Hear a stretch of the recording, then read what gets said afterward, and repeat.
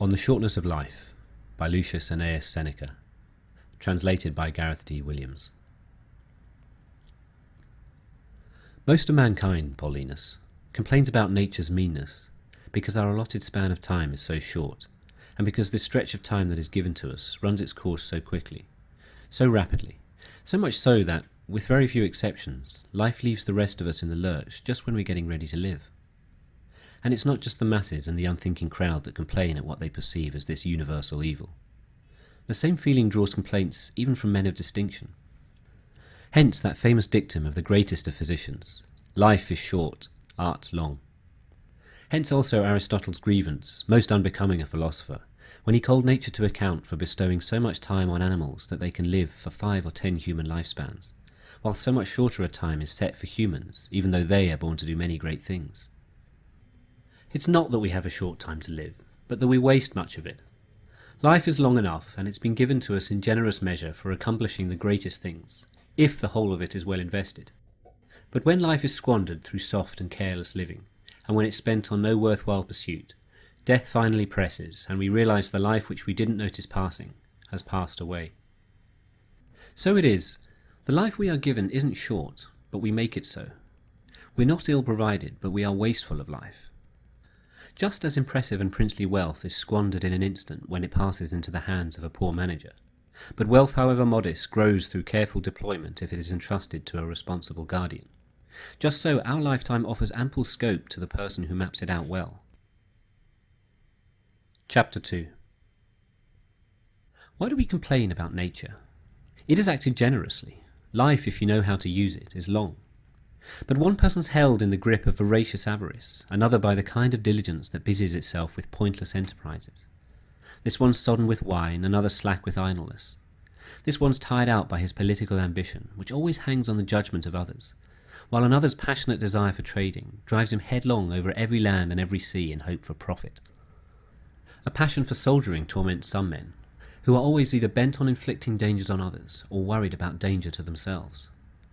Some are worn down by the voluntary enslavement of thankless attendance on the great.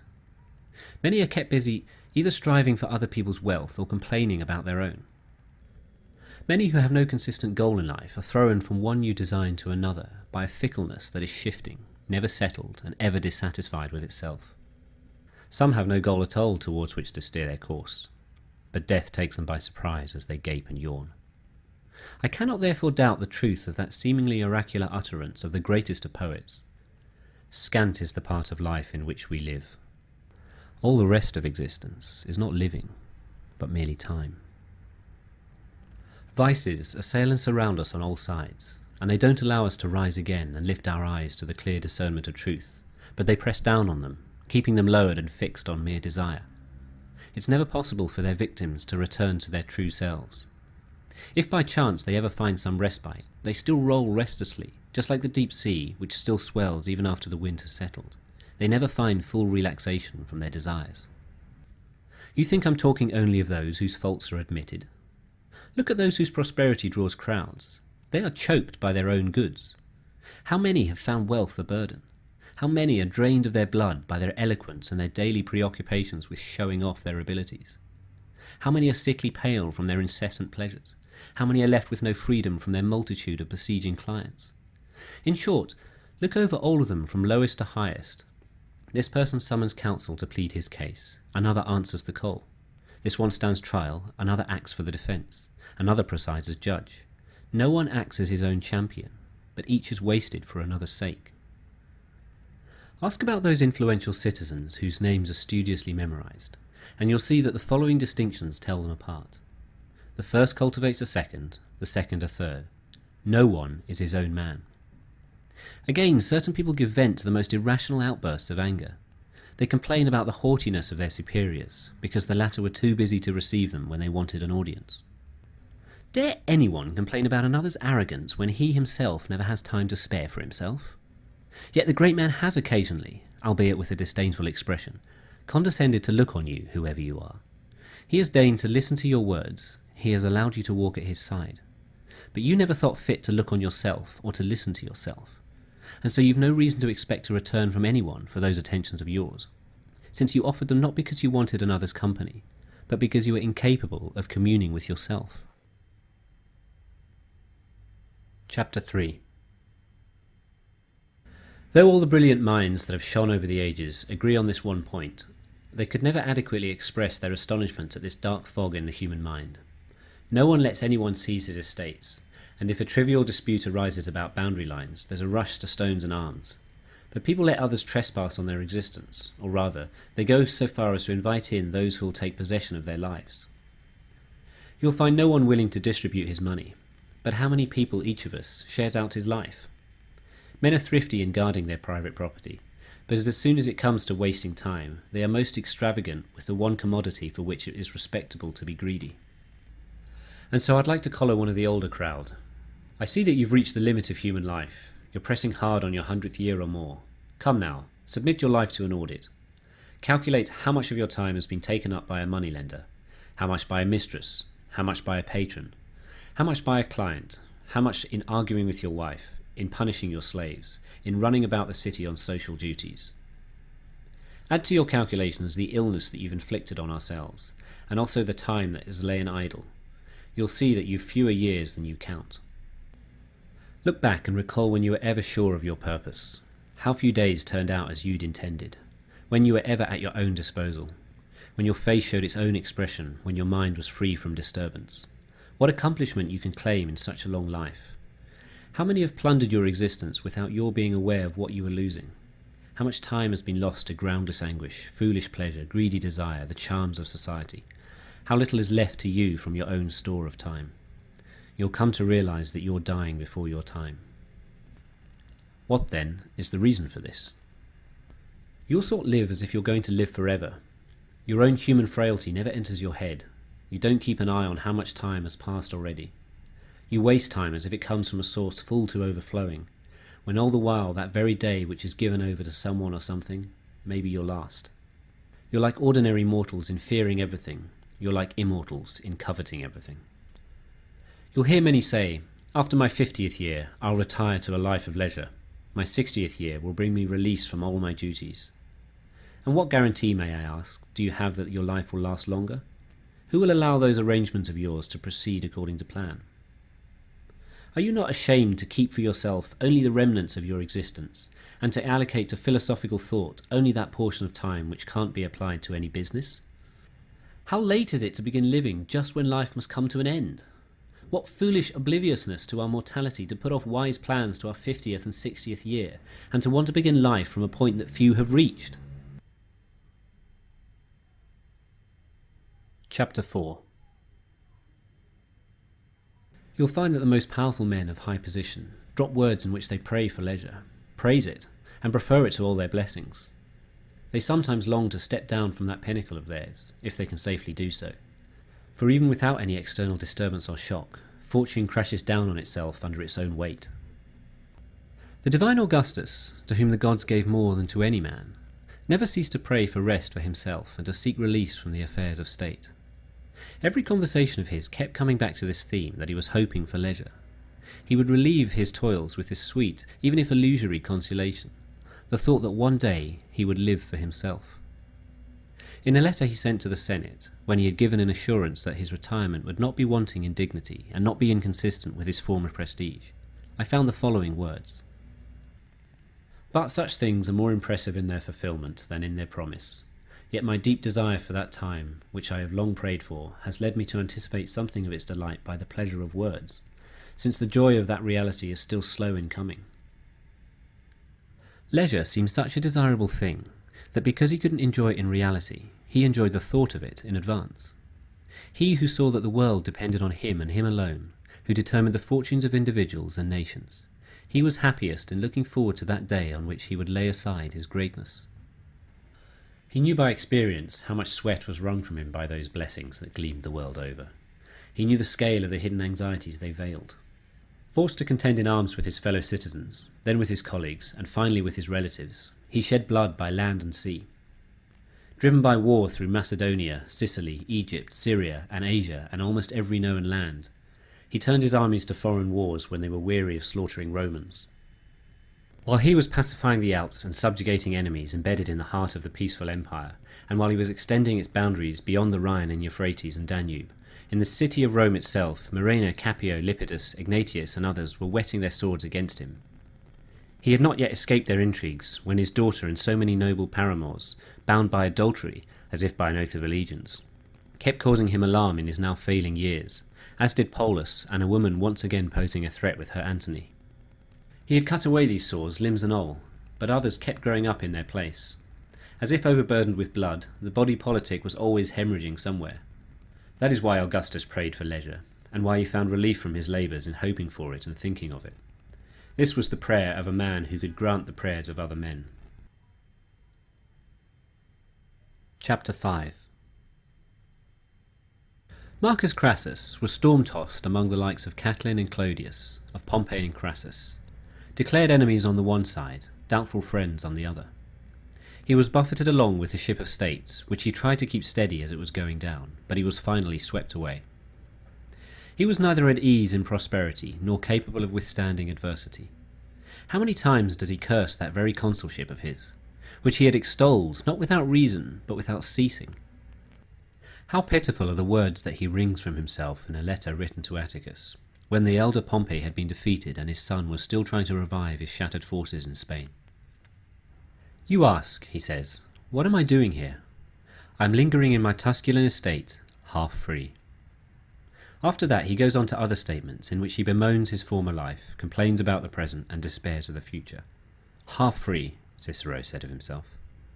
But needless to say, the sage will never resort to such an abject term. He will never be half free, but will always enjoy complete and unalloyed liberty. Not subject to any constraints, he will be his own master and tower above all others. For what can there be above a man who rises above fortune?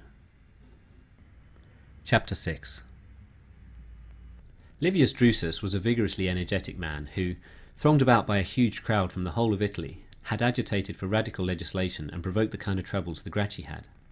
But he could see no clear way out for his policies, which he was unable to carry through, and which, once started, it was no longer an option to abandon.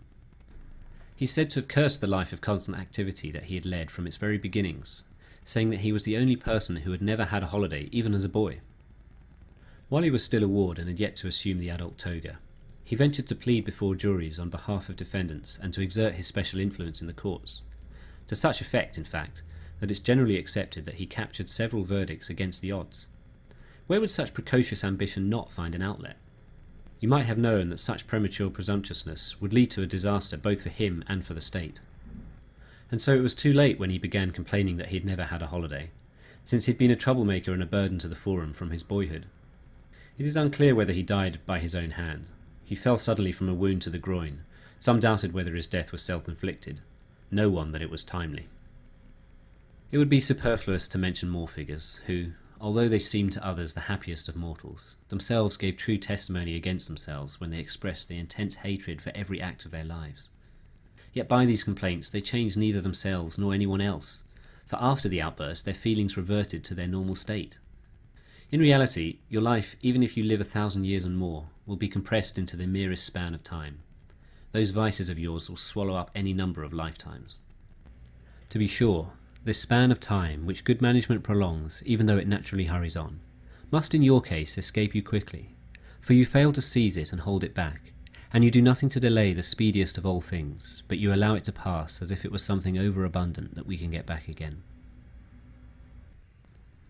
Chapter 7. In fact, among the worst cases I count also those who give their time to nothing but drink and lust, for these are the most shameful preoccupations of all. Other people, even if the semblance of glory that grips them is false, nevertheless go astray in respectable fashion. You can cite for me people who are greedy, those quick to anger, or people who busy themselves with unjust hatreds or wars, but all of them sin in a more manly fashion. It is those abandoned to the belly and lust who bear the stain of dishonour. Scrutinize every moment of such people's lives, and note how much time they spend on their ledger-keeping, how much on setting traps or fearing them, how much on cultivating others or being cultivated by others, how much on giving or receiving bail, how much on dinner parties, which have themselves become business. You'll see that their affairs, whether good or bad, allow them no time to draw breath. To sum up, Everyone agrees that no one area of activity can be successfully pursued by someone who is preoccupied. Rhetoric cannot, nor can the liberal arts, since the distracted mind takes in nothing really deeply, but rejects everything that is, so to speak, pounded into it. Nothing is less characteristic of a man preoccupied than living. There is no knowledge that is harder to acquire. Instructors of other disciplines are two a penny. Indeed, mere boys have been seen to master some of these disciplines so thoroughly that they could even be masters in the classroom. But learning how to live takes a whole lifetime, and, you'll perhaps be more surprised at this, it takes a whole lifetime to learn how to die. So many men of the highest station have set aside all their encumbrances, renounced their wealth, their business, their pleasures, and right up to the very end of life they have made it their sole aim to know how to live. Nevertheless, the majority of them depart from life, admitting that they did not yet have such knowledge. Still less have those others attained it. Believe me, it's the mark of a great man, and one rising above human weakness, to allow no part of his time to be skimmed off. Accordingly, such a person's life is extremely long, because he's kept available for himself the whole of whatever amount of time he had. None of it lay fallow and uncultivated, and none of it is under another's control. For being a most careful guardian of his time, he found nothing worth exchanging it for. And so that man had enough time, but those deprived of much of their life by the public have necessarily had too little. Nor should we imagine that those people aren't sometimes conscious of their loss. Certainly you'll hear many of those burdened by their great prosperity occasionally cry out amid their hordes of clients or their pleadings of cases, or their other respectable forms of wretchedness, "I have no chance to live." Of course you don't. All those who engage you in their business disengage you from yourself. How many days did that defendant of yours take from you? How many that candidate? Or that old lady, wearied as she is by burying her heirs? Or that character who feigns illness to excite the greed of legacy hunters? Or that powerful friend who holds on to you, not for true friendship, but for show? Check off, I say, and review the days of your life. You'll see that very few of them, and those the worthless ones, have stayed in your possession. The man who's achieved the high office he'd prayed for longs to lay it aside and repeatedly says, "When will this year end?" The man who puts on the games thought it a great privilege that responsibility for giving them fell to him. Now he says, "When will I be free of them?" That advocate has people competing for his attention throughout the forum. With the crowd he draws, he fills the whole place further than he can be heard. When, he says, will there be a vacation? Everyone sends his life racing headlong and suffers from a longing for the future, a loathing of the present. But the person who devotes every second of his time to his own needs, and who organises each day as if it were a complete life, neither longs for nor is afraid of the next day. For what new kind of pleasure is there that any hour can now bring? Everything is being experienced, everything enjoyed to the full. For the rest, fortune may make arrangements as it wishes. His life has already reached safety. Addition can be made to his life, but nothing taken away from it. An addition made in the way that a man who is already satisfied and full takes a portion of food which he doesn't crave and yet has room for. So there's no reason to believe that someone has lived long because he has grey hair and wrinkles. He's not lived long, but long existed. For suppose you thought that a person had sailed far who'd been caught in a savage storm as soon as he left harbour, and after being carried in this direction and that, was driven in circles over the same course by alternations of the winds raging from different quarters. He didn't have a long voyage, but he was long tossed about. Chapter 8. I'm always astonished when I see people requesting the time of others and receiving a most accommodating response from those they approach. Both sides focus on the object of the request, and neither side on the time itself. It is requested as if it were nothing, granted as if it were nothing. People trifle with the most precocious commodity of all, and it escapes their notice because it's an immaterial thing that doesn't appear to the eyes, and for that reason it's valued very cheaply, or rather, it practically has no value at all. People set very great store by annuities and gratuities, and for these they hire out their services or their efforts or their attentions. But no one values time. All use it more than lavishly, as if it cost nothing. But if mortal danger threatens them, you'll see the same people clasping their doctor's knees. If they fear a capital charge, you'll see them ready to spend all they have to stay alive.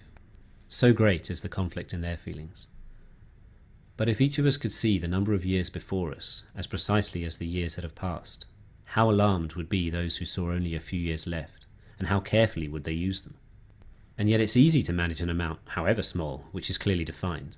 We have to be more careful in conserving an amount that may give out at any time. Yet there's no reason to believe that those people are unaware of how precious a commodity time is. They habitually say to those they love most intensely that they are ready to give them some of their own years, and they do give them without knowing it, but they give in such a way that, without adding to the years of their loved ones, they subtract from themselves. But this very point, namely whether they are depriving themselves, eludes them, and so they can bear the loss of what goes unnoticed in the losing. No one will bring back the years, no one will restore you to your former self. Life will follow the path on which it began, and it will neither reverse nor halt its course. It will cause no commotion at all, it will call no attention to its own swiftness. It will glide on in silence, it will prolong itself at neither a king's commands nor his people's clamour. It will run on just as it started out on the first day, with no diversions and no delays. And the outcome? You've been preoccupied while life hurries on, death looms all the while, and like it or not, you have to accommodate it. Chapter 9. Can there be anything sillier than those people who boast of their foresight? They are too busily preoccupied with efforts to live better. They plan out their lives at the expense of life itself. They form their purpose with the distant future in mind, yet the greatest waste of life lies in postponement. It robs us of each day in turn and snatches away the present by promising the future. The greatest impediment to living is expectancy, which relies on tomorrow and wastes today. You map out what is in fortune's hand, but let slip what's in your own hand. What are you aiming at? What's your goal? All that's to come lies in uncertainty. Live right now. Hear the cry of the greatest of poets, who sings his salutary song as if inspired with divine utterance. Each finest day of life for wretched mortals is ever the first to flee. Why are you holding back, he says? Why are you slow to action? If you don't seize the day, it slips away. Even when you've seized it, it will still slip away, and you must compete with time's quickness in the speed with which you use it, and you must drink swiftly as if from a fast-moving torrent that will not always flow. This too the poet very aptly says in chastising interminable procrastination. Not each best age, but each best day. Carefree and unconcerned, even though time flies so quickly, why do you project for yourself months and years in long sequence, to whatever extent your greed sees fit? The poet is speaking to you about the day, about this very day which is slipping away. So can there be any doubt that each finest day is ever the first to flee for wretched mortals, that is, the preoccupied? Old age takes their childish minds unawares, and they meet it unprepared and unarmed, for they've made no provision for it. Suddenly, unsuspecting, they've stumbled upon it, without noticing that it was drawing nearer every day. Just as conversation or reading or some deep reflection beguiles travellers, and they find that they've reached their destination before being aware of approaching it, so with the ceaseless and extremely rapid journey of life, which we make at the same pace whether awake or sleeping, the preoccupied become aware of it only at its end. Chapter 10. If I wanted to divide my subject into categories, each with its proofs, I could come up with many arguments to demonstrate that the life of the preoccupied is very short. But Fabianus, who was not one of today's chair-holding professionals, but a true philosopher of the old-fashioned sort, was in the habit of saying that we must battle against the passions with a vigorous attack, not with nicety of argument. The enemy line is to be turned by a full frontal assault, not by tiny pinpricks. He has no regard for mere quibbling, for vices are to be crushed, not merely nipped at. Nevertheless, for the preoccupied to be censured for their distinctive failing, they are to be taught a lesson, not simply given up for lost. Life is divided into three parts: past, present, and future. Of these parts, the present is brief, the future doubtful, the past certain. For this last is the category over which fortune no longer has control, and which cannot be brought back under anyone's power. Preoccupied people lose this part, for they have no leisure to look back at the past, and even if they had it, there's no pleasure in recalling something regrettable. And so they're unwilling to turn their minds back to times badly spent, and they dare not revisit the past because their vices become obvious in retrospect, even those that insinuated themselves by the allurement of momentary pleasure. No one gladly casts his mind back to the past, except for the person whose every action has been subjected to his own self-assessment, which is infallible. A man who's been ambitious in the scale of his desires, arrogant in his disdainfulness, unrestrained in prevailing over others, treacherous in his deceptions, greedy for his plunderings, and lavish in his prodigality, such a man must inevitably be afraid of his own memory. Yet this part of our existence that is consecrated and set apart, elevated above all human vicissitudes and removed beyond fortune's sway, and harried by no poverty, no fear, no attacks of disease, this part can be neither disrupted nor stolen away. Our possession of it is everlasting and untroubled. Days are present only at a time, and these only minute by minute. But all the days of the past will attend you at your bidding, and they will allow you to examine them and hold on to them at your will, something which preoccupied people have no time to do. It takes a tranquil and untroubled mind to roam freely over all parts of life, but preoccupied minds, as if under the yoke, cannot turn around and look backward. Their life, therefore, disappears into an abyss, and just as it does no good to pour any amount of liquid into a vessel if there's nothing at the bottom to receive it, so it makes no difference how much time we are given if there's nowhere for it to settle, and it's allowed to pass through the cracks and holes in the mind. The present time is very brief, indeed so very brief that to some people it seems to be non-existent. For it's always in motion, slipping by and hurrying on.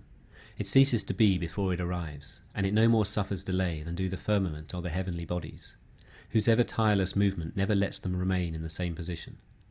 So the preoccupied are concerned with the present alone, and it is so fleeting that it can't be grasped, and even that little amount is stolen away from them because they're pulled in so many different directions. Chapter 11. In a word, do you want to know how briefly they really live? See how keen they are to live a long life. Enfeebled old men beg in their prayers for an additional few years. They pretend they are younger than they really are. They flatter themselves by this falsehood, and deceive themselves as gladly as if they deceive fate at the same time.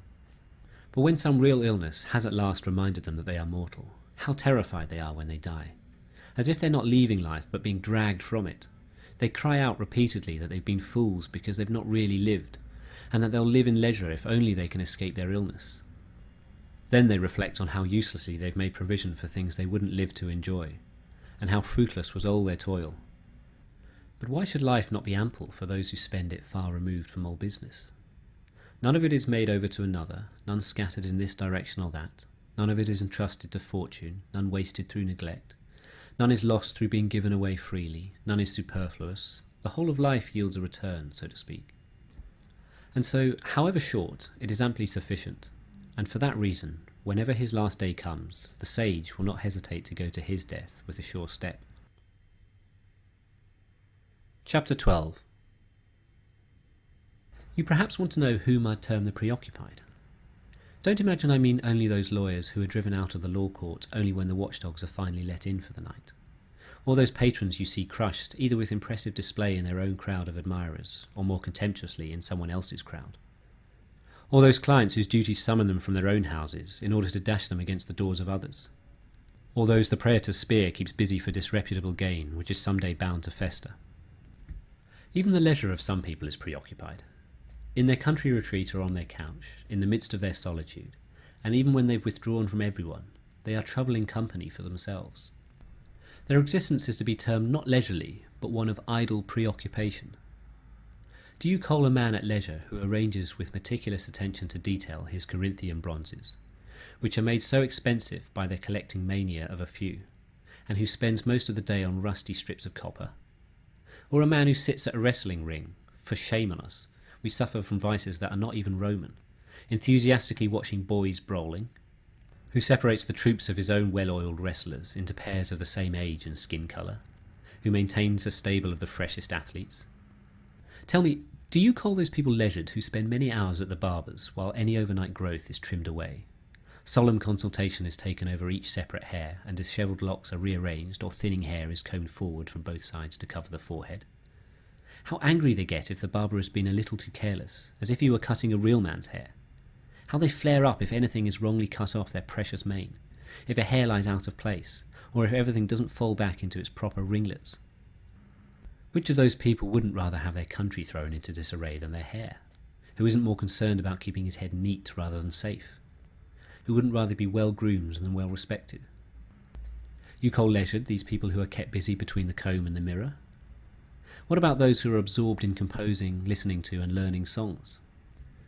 The voice, whose best and simplest flow is naturally straightforward, they twist into sinuous turns of the most feeble crooning.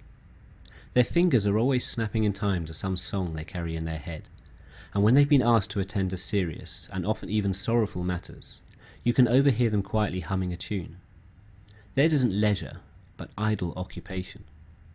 And heaven knows, I'd not classify their banquets among leisurely pastimes, because I see how anxiously they arrange their silver plate, how carefully they gather up the tunics of their pretty boys at table, how they are on tenterhooks to see how the boar turns out from the cook, how quickly the smooth-skinned slaves hurry to discharge their duties at the given signal, how skillfully birds are carved into carefully shaped portions, and how attentively wretched little slave boys wipe away the spittle of drunks.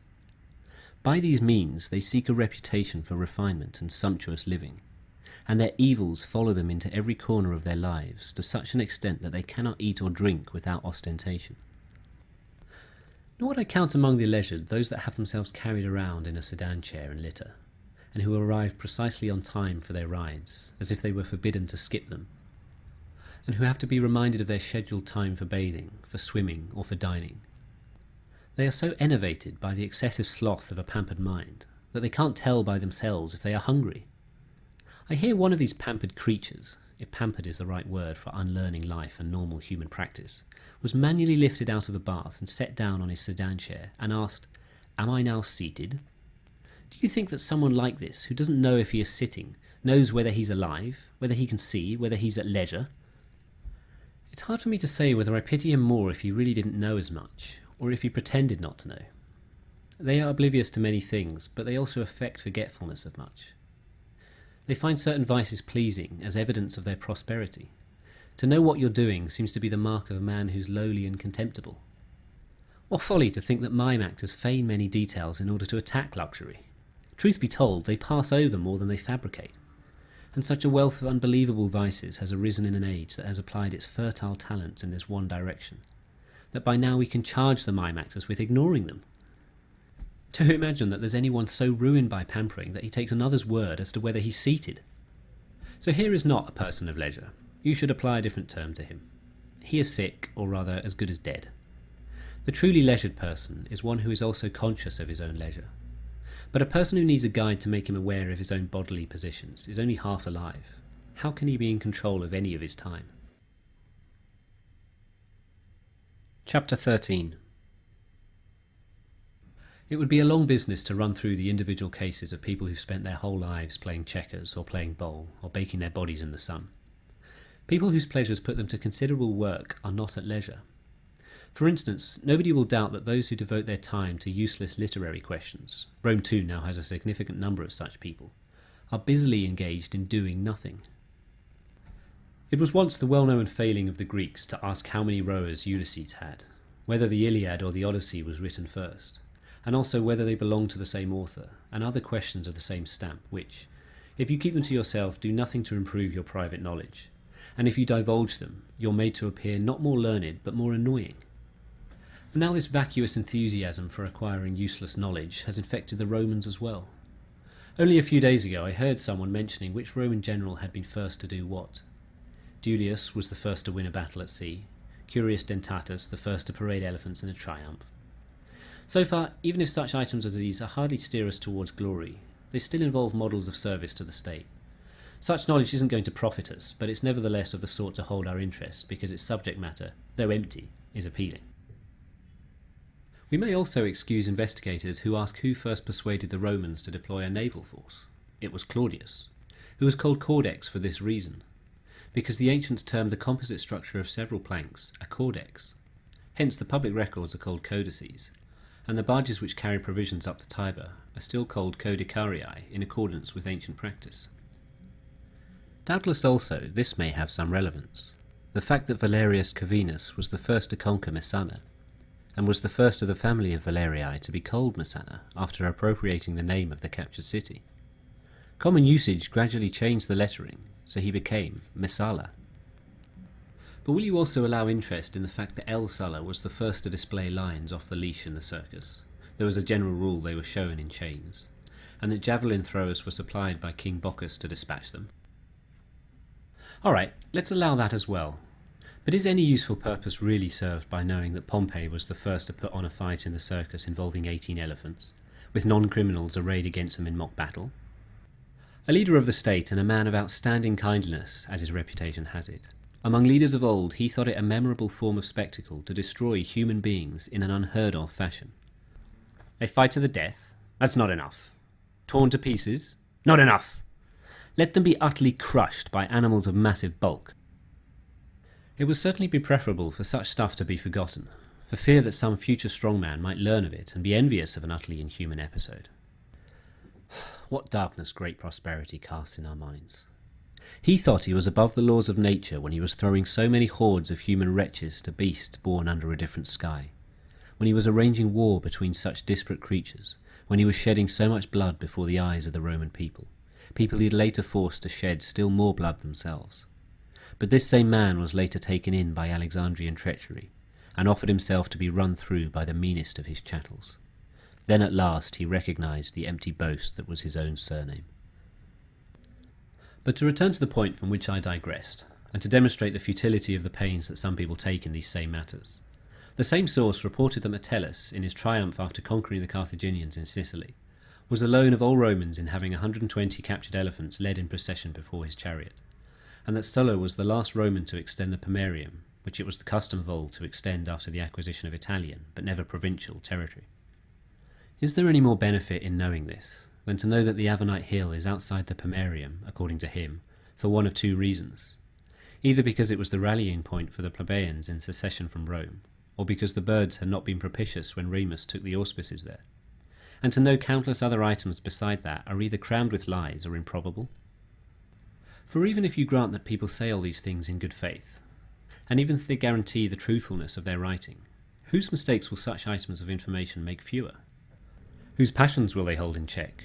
Whom will they make braver, or more just, or more generous of spirit?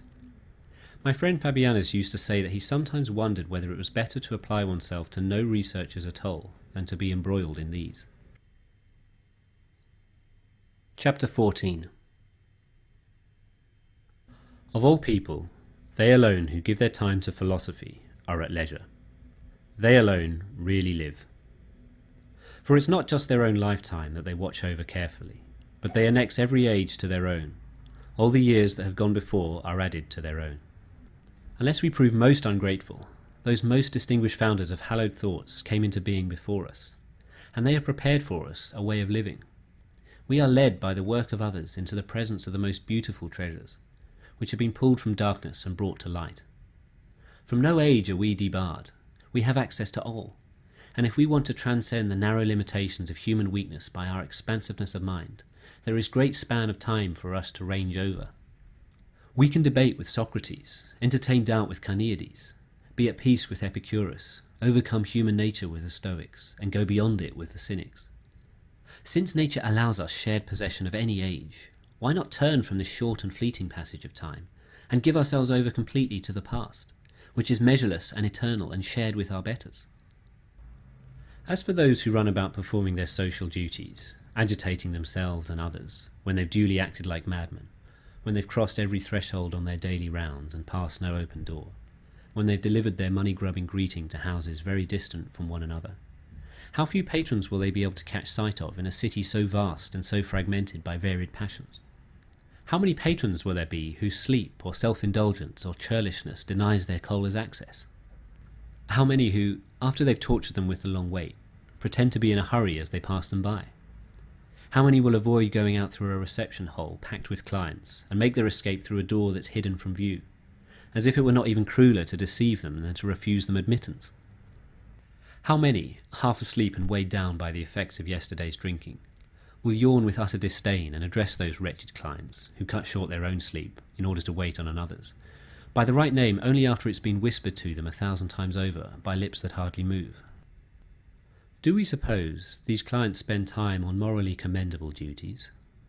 But we can say as much of those who will want to have Zeno, Pythagoras, Democritus, and the other high priests of philosophical study, and Aristotle and Theophrastus as their closest companions every day. None of these will ever be unavailable to you. None of these will fail to send his visitor off in a happier condition and more at ease with himself. None will let anyone leave empty-handed. They can be approached by all mortals by night and by day. Chapter 15. None of these philosophers will force you to die, but all will teach you how. None of them will diminish your years, but each will share his own years with you. With none of them will conversation be dangerous, friendship life-threatening, or cultivation of them expensive. From them you'll take whatever you wish. It will be no fault of theirs if you fail to take in the very fullest amount you have room for. What happiness, what a fine old age lies in store for the person who's put himself under the patronage of these people. He'll have friends whose advice he can seek on the greatest or least important matters, whom he can consult daily about himself, from whom he can hear the truth without insult and receive praise without fawning, and who will provide a model after which to fashion himself. There is a common saying that it was not in our power to choose the parents we were allotted, and that they were given to us by chance. Yet we can be born to whomever we wish. There are households of the most distinguished intellects. Choose the one into which you'd like to be adopted, and you'll inherit not just the name but also the actual property, which is not to be hoarded in a miserly or mean spirit. The more people you share it with, the greater it will become. These will open for you the path to immortality, and raise you to an elevation from which no one is cast down. This is the sole means of prolonging mortality, or rather of transforming it into immortality. Honours, monuments, all that ostentatious ambition has ordered by decree or erected in stone, are soon destroyed. There's nothing that the long lapse of time doesn't demolish and transform. But it cannot harm the works consecrated by wisdom. No age will efface them, no age reduce them at all. The next age, and each one after that, will only enhance the respect in which they are held, since envy focuses on what is close at hand, but we more freely admire things from a distance. So the sage's life is ample in scope, and he's not constricted by the same limit that confines others. He alone is released from the limitations of the human race, and he is master of all ages as though a god. Some time has passed, he holds it in recollection. Time is upon us, he uses it. Time is to come, this he anticipates. The combining of all times into one makes his life long. Chapter 16. But for those who forget the past, disregard the present, and fear for the future, life is very brief and very troubled. When they reach the end of it, they realise too late, poor wretches, that they've been busied for so long in doing nothing. And the fact that they sometimes pray for death need hardly be taken as evidence that their life is long. In their folly, they are afflicted by fickle feelings that rush them into the very things they fear. They often pray for death precisely because they fear it. And there's no reason to find evidence that they live long in the fact that the day often seems long to them, or that they complain the hours pass slowly until the appointed hour for dinner arrives. For when their usual preoccupations fail them, and they are left with nothing to do, they fret without knowing how to apply their free time or how to drag it out. And so they move on to some other preoccupation and find all the intervening time burdensome, precisely as they do when a gladiatorial show has been announced for a given day, or when the date of some other show or amusement is keenly awaited, and they want to skip over the days in between. Any postponement of something they look forward to is long to them. But the time of actual enjoyment is short and fleeting, and made far shorter by their own fault, for they desert one pleasure for another and cannot persist steadily in any one desire. Their days aren't long but hateful, yet on the other hand how short seem the nights they spend cavorting with prostitutes and drinking. Hence the mad inspiration of poets too, who feed human frailty by their stories and imagine that Jupiter actually doubled the length of the night when seduced by sexual pleasure. All this inflaming of our worst passions amounts to nothing but enlisting the gods as setting a precedent for our vices, and giving a license for corruption that is justified by a divine example. How can the nights they pay for so dearly not seem so very short to these people? They lose the day in looking forward to the night, and the night in fear of the dawn. Chapter 17. The very pleasures of such people are anxious and disturbed by various kinds of alarm, and at the very moment when they are rejoicing the agitated thought steals in on them, how long will this last? It is the feeling that has caused kings to weep over their own power. The extent of their prosperity gave them no pleasure, but the prospect of its eventual end terrified them. When the exceedingly arrogant king of the Persians ranged his army over the vast plains, and could only measure its size, not count it, he wept at the thought that within a century not one soldier from that huge force would still be alive. Yet the very man who wept was destined to bring their fate on them, to lose some troops at sea, others at land, some in battle, others in flight, and so to destroy in a very short time all those for whose 100th year he feared. And what of the fact that even the joys of such people are anxiety-ridden? This is because they don't rest on stable causes, but are disrupted as frivolously as they are produced. But what do you think their times are like when they are wretched even by their own admission, since even the joys which lift and transport them above their fellow men are by no means unmixed. All the greatest blessings cause anxiety, and fortune is never less wisely trusted than when it's at its most advantageous. To maintain prosperity, we need fresh prosperity, and other prayers are to be offered instead of those that have already turned out well. Everything that comes our way by chance is unsteady, and the higher our fortunes rise, the more susceptible they are to falling. But what must inevitably collapse gives no one pleasure, and so the life of those who acquire through hard work what they must work harder to possess is necessarily very wretched, and not just very brief. They obtain with great effort what they desire, and they anxiously hold on to what they've obtained, and meanwhile they give no consideration to time's irretrievability. New preoccupations take the place of old, hope arouses new hope, ambition new ambition. They don't look for an end to their wretchedness, but change the cause of it. We've been tormented by our own public office, we spend more time on somebody else's. We've stopped toiling as candidates, we start canvassing for others. We've given up the vexation of being a prosecutor, we take on that of being a judge. A man stops being a judge, he starts presiding over a special commission. A man spent all his working life managing other people's property for a salary. He's diverted by looking after his own wealth. Marius was done with army service, and the consulship kept him busy. Quintius hurries to get through his dictatorship, but he'll be called back to it from his plough. Scipio will go up against the Carthaginians before being fully ready for such an undertaking. Victorious over Hannibal, victorious over Antiochus, he will win distinction in his own consulship and act as surety for his brother's consulship. And but for his own objections, his statue would be placed in Jupiter's company in the Capitoline temple. But discord among the citizens will bring trouble to their saviour, and after he has scorned as a young man public honours rivalling those of the gods, in old age he'll eventually take pleasure in an ostentatiously defiant exile. Reasons for anxiety will never be wanting, whether because of prosperity or wretchedness. Life will always be driven on through one preoccupation after another. We shall always pray for leisure, but never attain it. Chapter 18. And so, my dearest Paulinus, remove yourself from the crowd, and, storm-tossed more than your years deserve, withdraw at last to a more peaceful haven. Consider how many waves you've endured, and, on the one side, how many storms you've weathered in private, and on the other, how many you've brought on yourself in your public career. Long enough has your virtue been demonstrated through toilsome and unceasing proofs. Put to the test what it can achieve in leisure. The greater part of your life, and certainly the better part, has been given to the state. Take some of your time for yourself as well. It's not to a sluggish and idle state of inaction that I summon you, or to drown all your lively energy in sleep and in the pleasures that are dear to the crowd. That's not to find peace of mind. You'll find tasks to busy yourself about in serene seclusion that are more important than any you've dealt with so energetically thus far.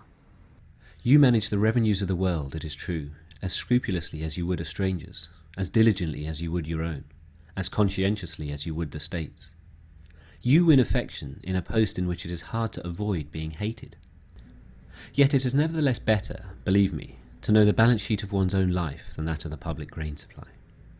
Recall that energetic mind of yours, which is supremely qualified to deal with the greatest challenges, from an office that is certainly eminent, but is hardly in keeping with the happy life.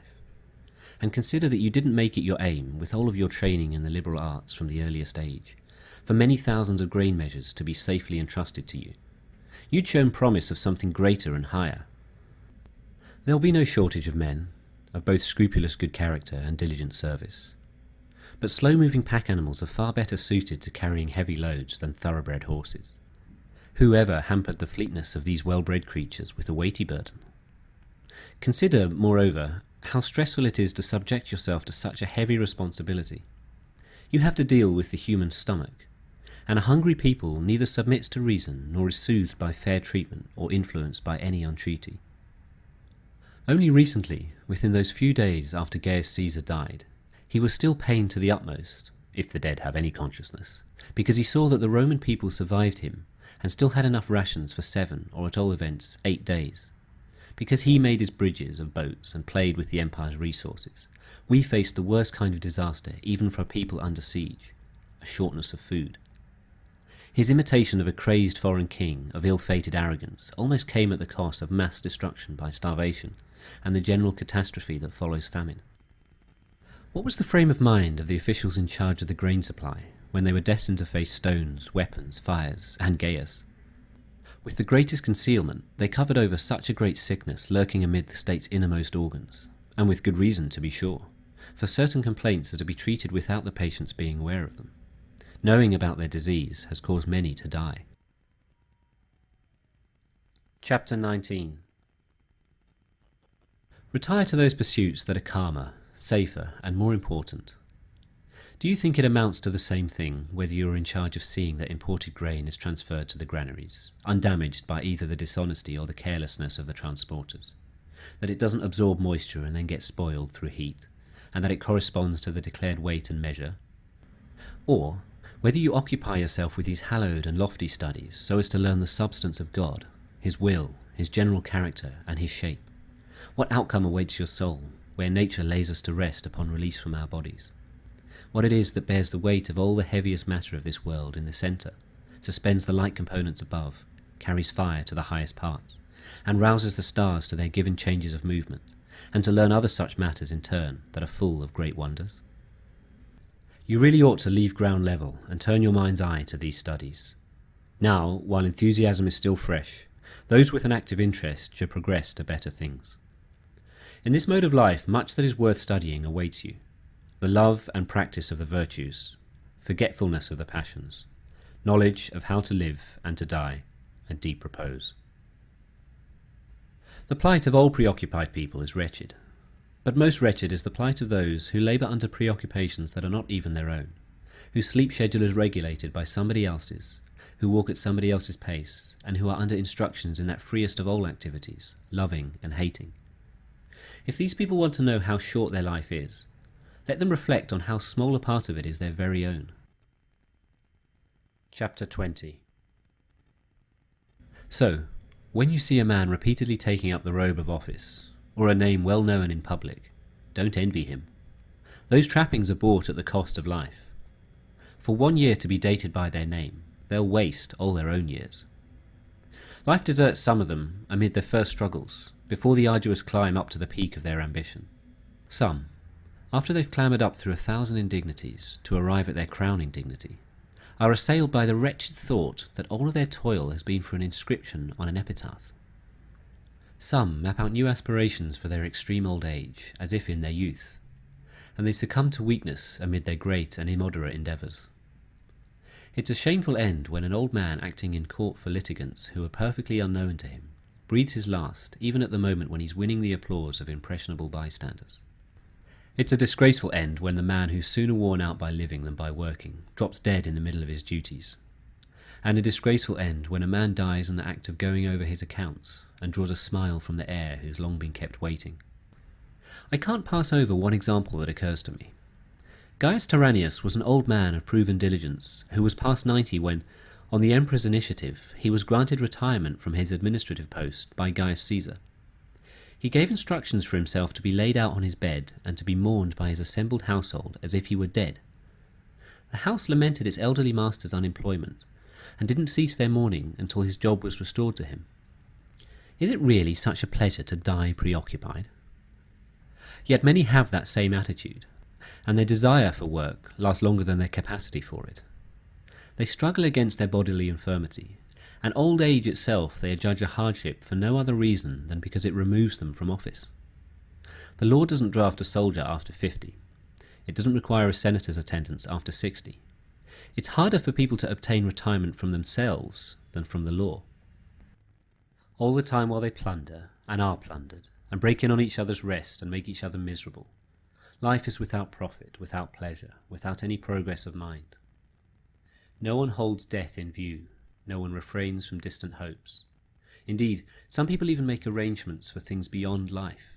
Huge tombstones, dedications of public buildings, gladiatorial shows for the funeral, and ostentatious funeral processions. Yet in truth, the funerals of such people should be conducted by the light of torches and wax tapers, as if they'd lived for the briefest span.